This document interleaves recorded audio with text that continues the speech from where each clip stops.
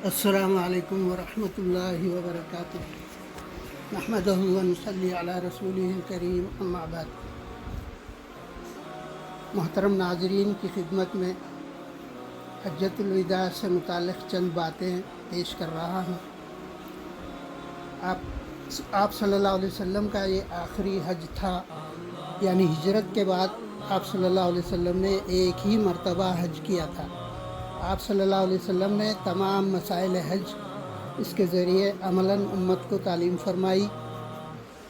خطبہ حجۃ الوداع ایک تاریخی دستاویز ہی نہیں بلکہ حقوق انسانی کی چارٹر کی حیثیت کا حامل ہے، جو ذخیرہ کتب احادیث میں اسلامی تاریخ کے حصے کے طور پر موجود و محفوظ ہے۔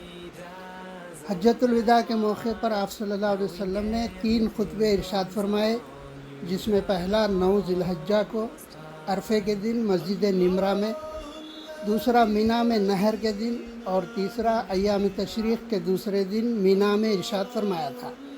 ان تینوں خطبوں سے پہلے 7 ذی الحجہ کو بھی آپ صلی اللہ علیہ وسلم نے خطبہ دیا تھا، جو مناسک حج سے متعلق تھا۔ اس موقع پر آپ صلی اللہ علیہ وسلم کے ساتھ موجود صحابہ کرام رضی اللہ عنہم اجمعین کی تعداد 1,44,000 بتائی جاتی ہے۔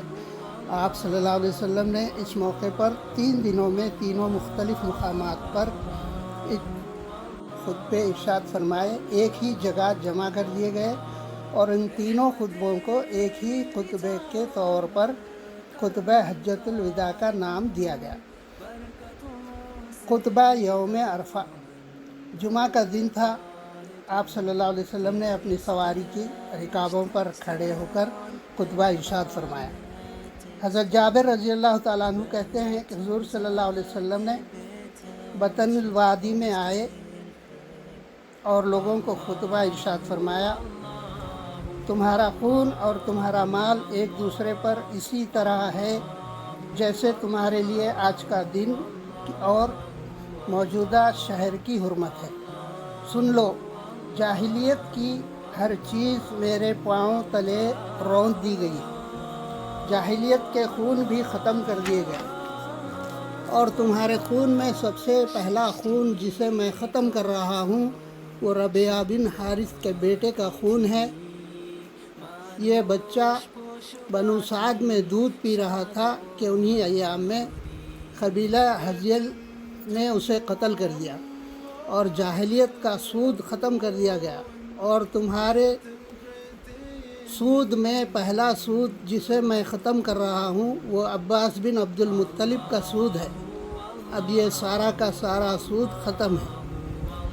ہاں، عورتوں کے بارے میں اللہ سے ڈرو، کیونکہ تم نے انہیں اللہ کی امانت کے ساتھ لیا ہے اور اللہ کے کلمے کے ذریعے حلال کیا ہے۔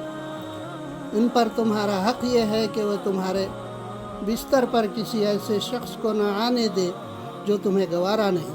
اگر وہ ایسا کریں تو تم انہیں مار سکتے ہو، لیکن سخت مار نہ مارنا، اور تم پر ان کا حق یہ ہے کہ تم اپنی معروف کے ساتھ کھلاؤ اور پہناؤ، اور میں تم میں ایسی چیز چھوڑے جا رہا ہوں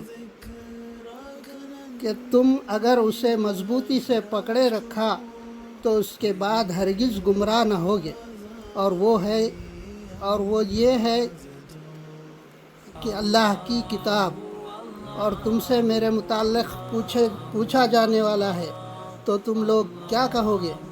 صحابہ رضی اللہ عنہم اجمعین نے کہا، ہم شہادت دیتے ہیں کہ آپ نے تبلیغ کر دی، پیغام پہنچا دیا اور خیر خواہی کا حق ادا کر دیا۔ یہ سن کر آپ صلی اللہ علیہ وسلم نے انگشت شہادت کو آسمان کی طرف اٹھایا اور لوگوں کی طرف جھکاتے ہوئے 3 بار فرمایا، اے اللہ گواہ رہ۔ عبداللہ بن مسعود رضی اللہ تعالیٰ عنہ فرماتے ہیں کہ آپ نے فرمایا، آگاہ رہو، میں تمہارا پیش خیمہ ہوں حوض کوثر پر، اور میں تمہارے سبب اس امت کی کثرت پر فخر کروں گا، مجھے شرمندہ نہ کرنا، خبردار۔ کچھ لوگوں کو میں چھوڑ دوں گا اور کچھ لوگ مجھ سے چھڑوا لیے جائیں گے۔